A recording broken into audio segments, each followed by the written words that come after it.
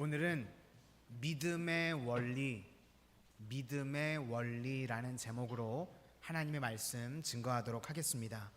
오늘은 성막을 세우는 이야기인데 우리 교회를 세우는 이야기나 우리의 믿음을 세우는 원리와 같다고 생각을 합니다. 그래서 오늘 말씀을 통해서 단단한 믿음이 되는 우리 교회와 우리 모든 성도님들이 되시기를 주님의 이름으로 소망합니다. 성소와 지성소에 이제 그 천막에다가요 4겹으로 위에다가 덮개로 덮는 것입니다. 첫 번째 겹이 배실, 두 번째가 염소털, 세 번째가 순양의 가죽, 네 번째가 해달의 가죽, 이렇게 4겹으로 우회를 덮으랍니다. 그러니까 배실과 털은 아무래도 보온 효과가 있을 것이고 이 가죽과 가죽이니까 방수의 목적이 있는 것 같습니다. 이런 식으로 만들었다는 겁니다. 여기서 이제 메시지를 우리가 한번 살펴보기를 원합니다. 첫 번째, 믿음의 원리가 무엇인가? 내면의 아름다움과 불이 있어야 된다는 것입니다. 첫 번째 겹이요, 가늘게 꼰 배실, 린넨으로 만들었다는 겁니다.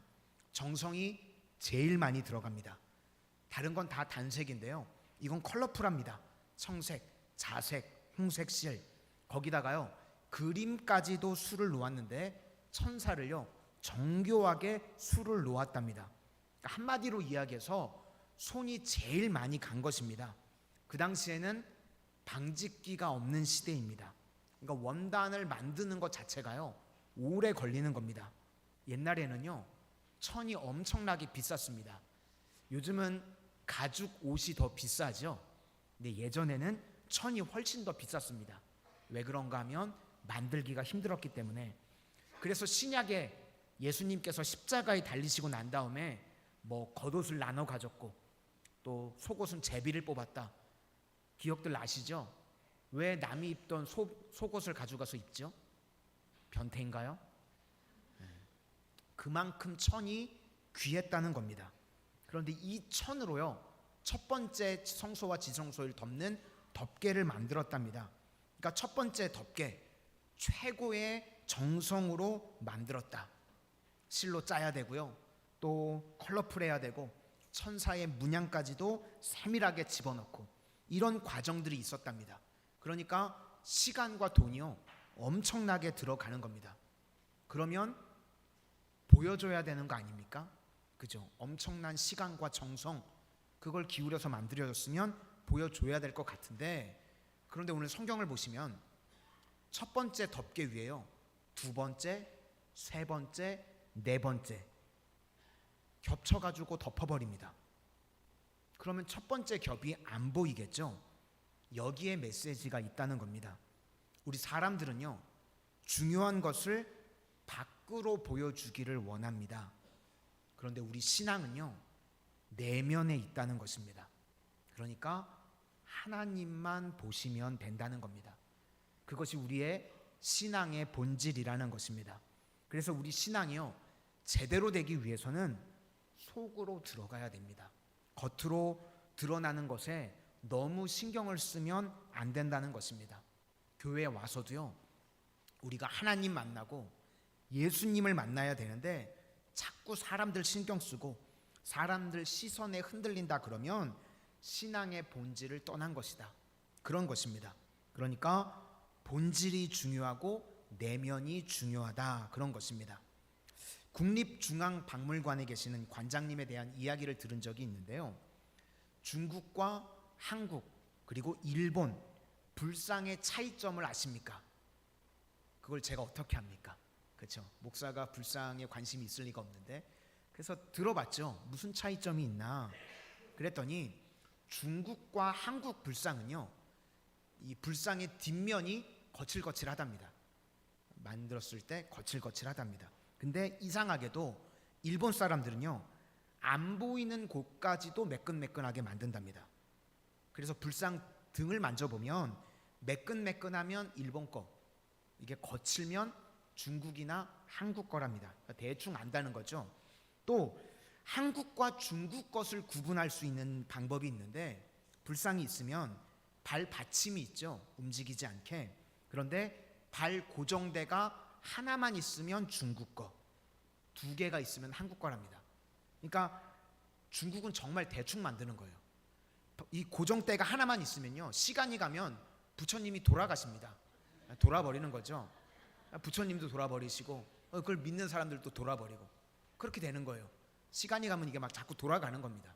근데 한국은요, 기둥이 받침이 2개가 있으니까 돌아갈 일이 없겠죠.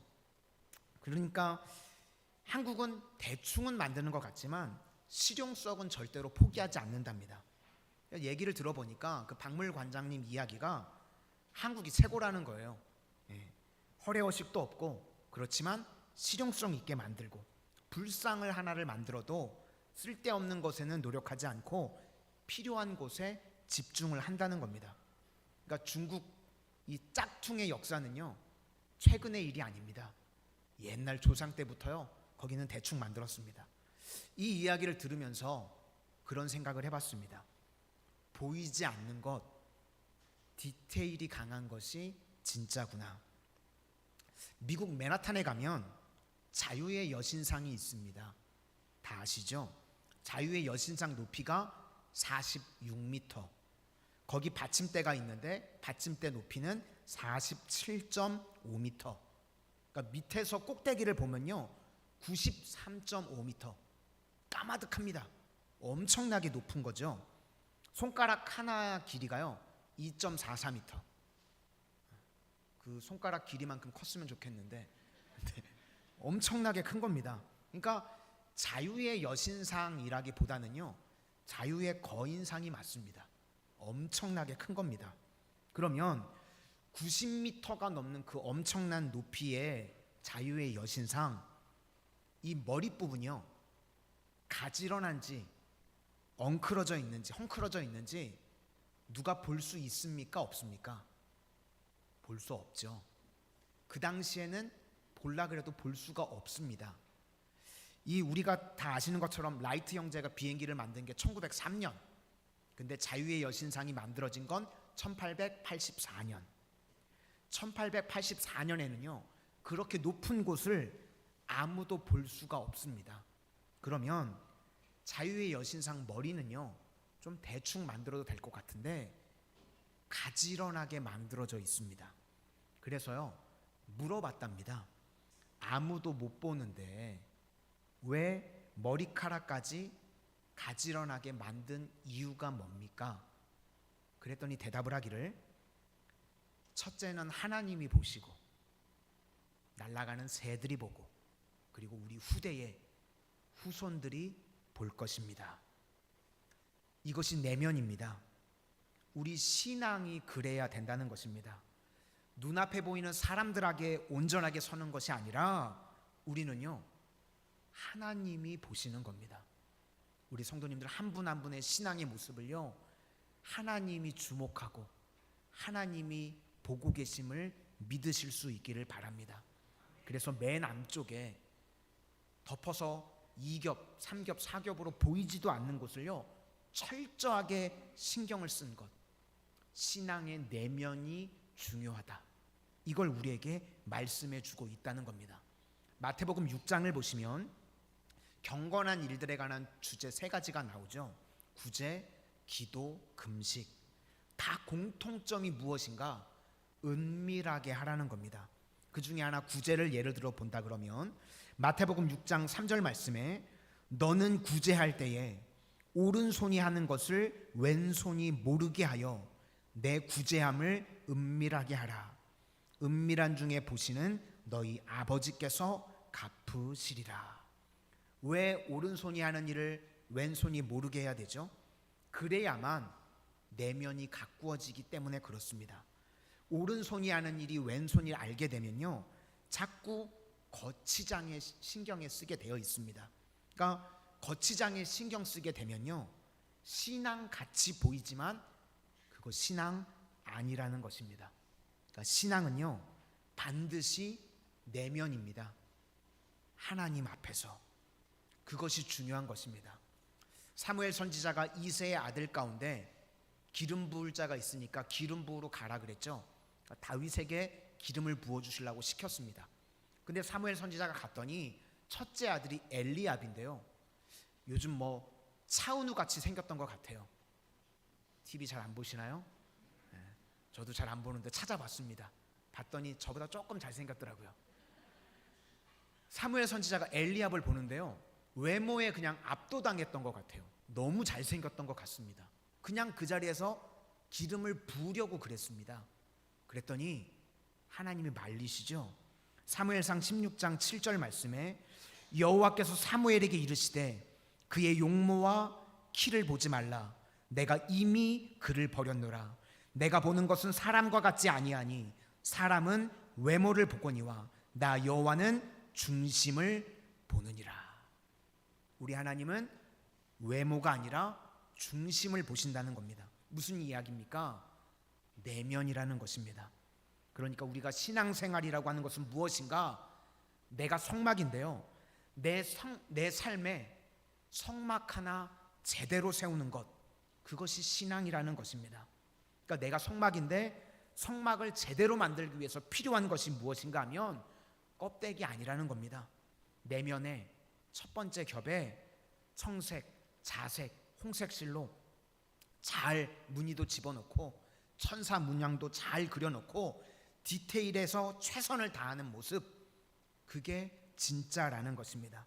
우리도 신앙은요, 내면이라는 것입니다. 내면에 하나님의 말씀, 그리고 성령으로 충만한 하나님의 신실한 종들이 다 되실 수 있기를 소망합니다.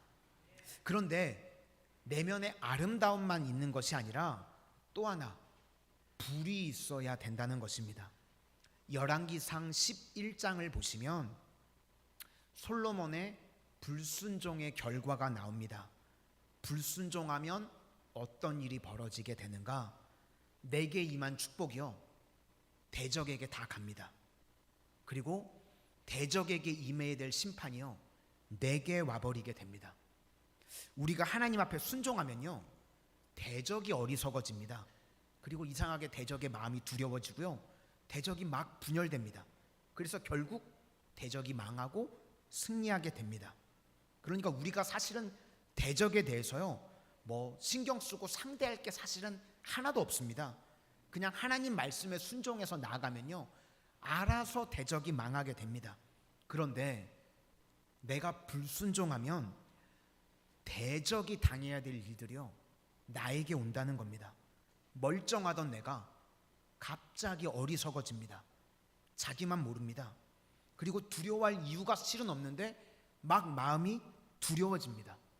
또 내게 임해야 될 축복이요, 갑자기 대적에게 다 가버리고 대적이 담대해지고 대적이 강해지게 됩니다. 이것이 솔로몬이 불순종했었던 그 불순종의 결과입니다. 그래서 솔로몬에게 3대 대적이 있었는데요, 에돔의 하닷, 부모님이 죽고 원한에 사로잡혀 있었던 인물인데 갑자기 애굽에서 강력한 리더로 부상을 합니다. 그리고 또 북쪽의 르손, 이 사람도 갑자기 수리아의 왕이 될 수 없는 사람인데 수리아의 왕이 돼서 막 올라가고, 그리고 여로보암, 북쪽의 10지파를 떼어가서 여로보암이 독립을 하게 됩니다.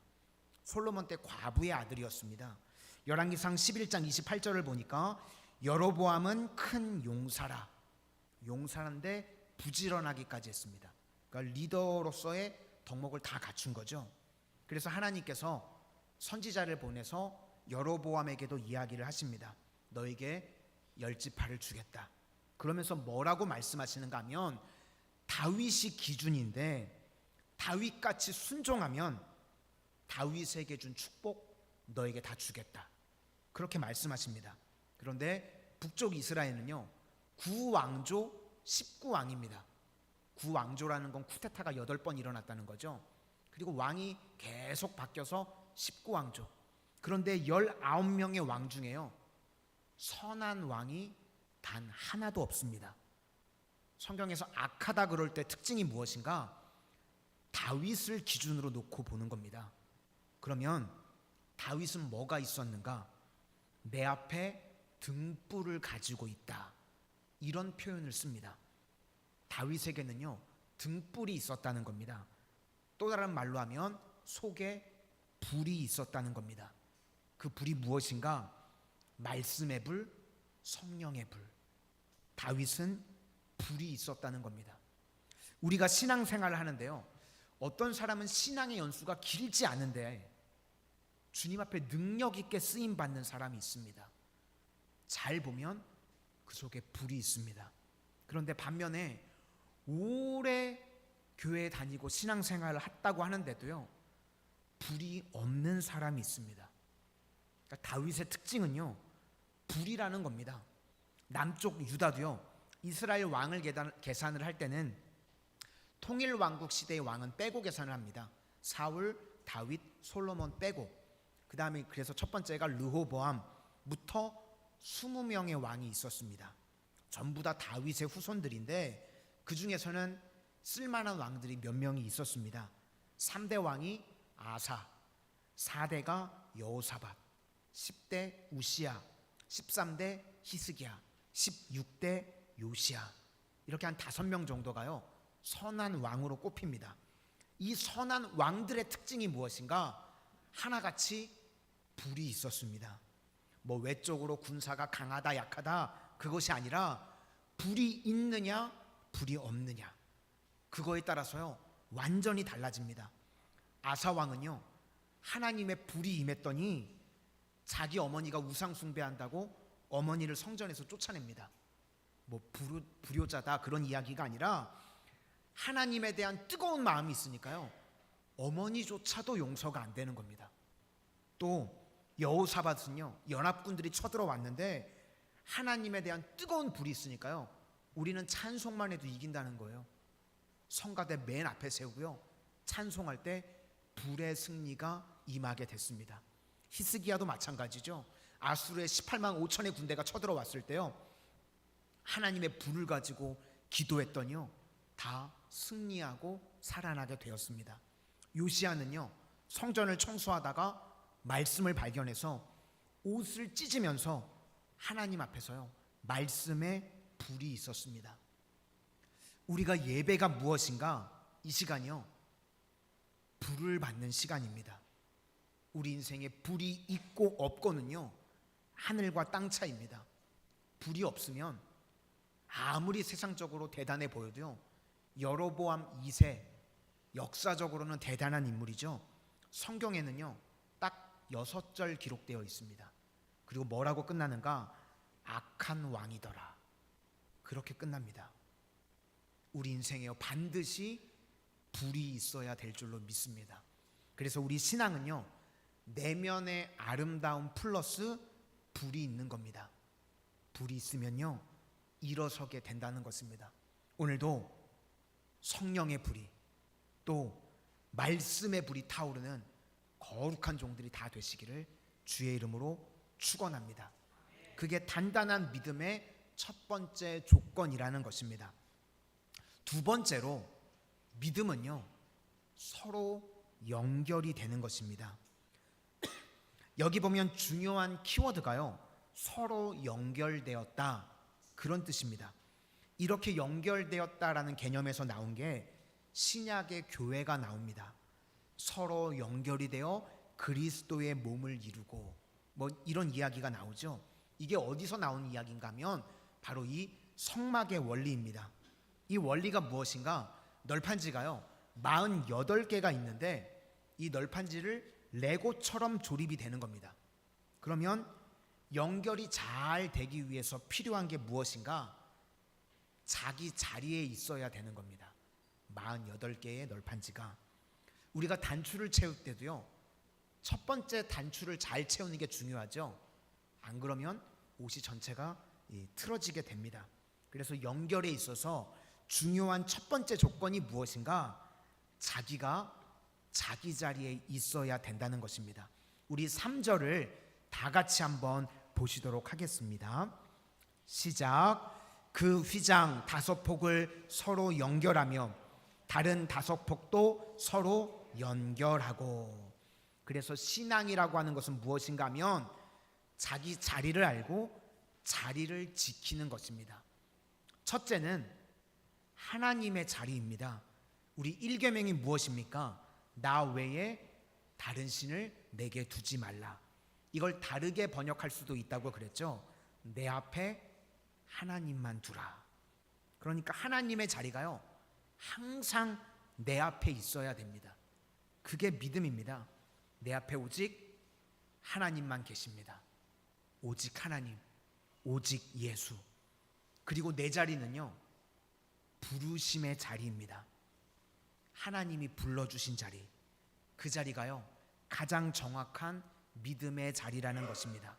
우리는 내가 하고 싶고 내 생각대로 하는 게 아니라 주님의 부르신 자리입니다. 그래서 시편 1편을 보시면 복 있는 사람과 악인을 비교합니다. 복 있는 사람의 특징, 악인의 꾀를 따르지 아니하고 죄인의 길에 서지 아니하고 오만한 자리에 앉지 않는다. 다 포지션에 대해서 이야기를 합니다. 복이 무엇인가? 자기가 있을 자리를 아는 것이고, 악인은 자기가 있을 자리가 아닌 곳에 얼쩡거리는 것입니다. 마귀가요, 우리의 믿음을 넘어뜨리기 위해서 자꾸 자리를 떠나게 만듭니다. 우리 성도님들, 예배의 자리를 떠나서 우리가 신앙을 지킬 수 있습니까? 믿음을 지킬 수 있습니까? 없죠.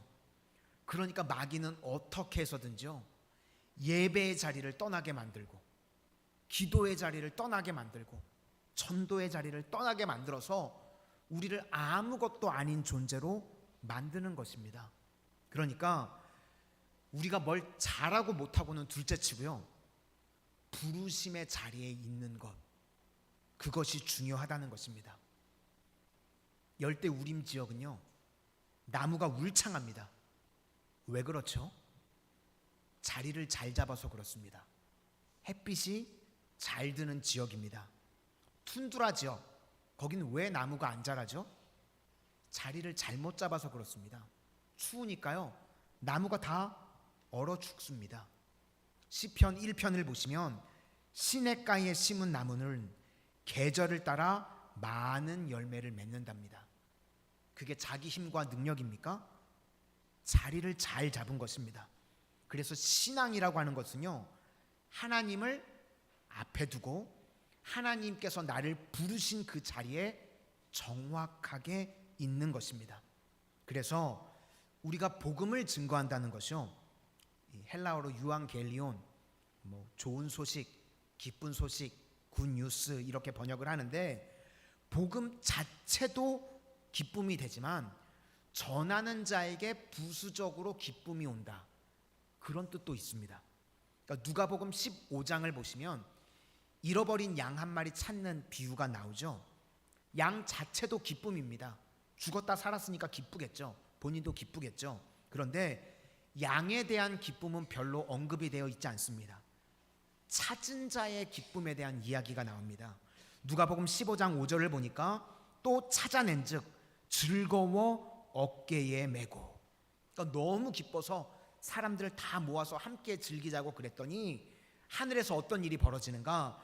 이 구원받은 백성을 향해 기뻐하는 일이 넘쳐나게 되더라는 것입니다. 그러니까 우리 진짜 기쁨은 어디에서 오는 것인가? 연결해서 오는 겁니다. 하나님과 연결되고 이웃과 연결될 때. 그래서 율법에서 뭐가 제일 큽니까? 그랬더니 하나님 사랑하고 이웃 사랑하는 거, 그게 율법이고 선지자라고 말씀합니다. 그러니까 연결이라는 겁니다. 그런데 마귀는요, 자꾸 우리를 고립시키려고 그럽니다. 이기심은요, 나밖에 모르는 거죠. 잠시는 쾌락입니다. 그런데 그런 인생은요, 결국은 망하는 것입니다. 그러므로 우리 성도님들, 연결되시는 인생이 되실 수 있기를 바랍니다. 하나님과 연결되고 이웃과 연결되면 주님께서 우리에게 모든 능력과 은혜를 부어주실 줄로 믿습니다. 그래서 믿음은 연결이라는 것입니다. 마지막 세 번째, 믿음의 원리는요, 이동성입니다. 이게 조립이 되어 있는 거니까요, 48개의 널판지 붙였다 떼었다 할 수 있습니다. 레고적인 사고방식이죠. 언제든지 만들 수도 있고 다시 분리해가지고 얼마든지 움직일 수 있도록 만든 겁니다. 그래서 믿음이라는 건요, 이동할 때 제일 강력해진다는 겁니다. 언제 부흥이 일어나는가? 우리나라 역사를 보면요, 1970년대, 80년대가 가장 부흥했습니다. 산업화가 막 일어날 때 한국 교회가요 가장 크게 부흥을 했습니다. 이유가 무엇인가? 고향에서요 서울로, 도심으로 다 이동했죠. 그때 막 부흥했습니다. 이동할 때 믿음이 진짜 생긴다는 겁니다. 왜 그런가 하면 하나님만 의지하기 때문에. 서울 촌놈이요 마산에 내려왔더니요 너무 무서운 거예요. 마산 사람들 눈 감으면 코 베어가는 거 아닌가. 그래서 하나님만 의지하게 되더라고요. 그렇죠? 우리가 어느 곳에 이동하게 되죠. 그러면 하나님만 의지하는 마음이요 더 절실해지게 됩니다. 미국도 그렇습니다. 미국이 언제 부흥했죠? 귀족들은 영국에 있고요, 막 핍박이 있으니까요 신대륙으로 옮겨갔습니다. 그때 가장 부흥했습니다. 하나님만 의지하니까. 또 언제 부흥했죠? 서부 개척할 때, 이동을 할 때, 그때 부흥합니다. 다 움직일 때죠. 성경에서는요 산당 예배를 계속해서 반대합니다. 그냥 가까운 곳에 가서 쉽고 편하게 예배 드리는 거, 그거 아니라는 겁니다. 성경 전체를 보면요 구약은 두 축입니다. 출애굽과 출바벨론. 하나님께서 하나님의 백성들을요 싱싱한 믿음의 사람으로 만들기 위해서 어떻게 믿음을 키우시는가? 애굽에 가게 만들었다가요 출애굽하는 과정을 통해서 믿음이 싱싱해졌습니다. 또 시간이 지나서 믿음이 시들시들해지고 믿음이 없어지니까 바벨론으로 끌려갔다가요 1차, 2차, 3차 돌아오는 과정을 통해서요 믿음이 싱싱해지도록 만드셨다는 것입니다. 바로 이것이요 하나님께서 믿음을 만드시는 방법이라는 것입니다. 믿음은요 이동성입니다. 우리도 말씀을 듣고요 이동해야 됩니다. 그래서 우리가 전도하고 선교하는 것입니다. 이것이 바로 교회의 본질이라는 것입니다. 교회는요 그냥 우리끼리 여기 안주해 있는 것 아닙니다. 움직이는 것입니다. 우리가 많은 순간 예수 믿으면 복받고 좋은 곳으로만 가는 줄 압니다. 그런데요 좋은 자리가 좋은 자리가 아닙니다. 때로는 편한 자리가 편한 자리가 아닙니다. 우리는요 하나님께서 나를 부르시는 자리입니다. 그래서 어떨 때는요 편하지 않을 수도 있고, 또 어떨 때는요 멋지지 않을 수도 있고, 그런데 우리가 하나님께서 부르신 그 자리에 딱 서 있기만 하면 우리의 가치가 최고가 되고요 영광스럽게 된다는 것입니다. 그게 바로 거룩한 자리고 쓰임받는 자리라는 것입니다. 그게 믿음입니다.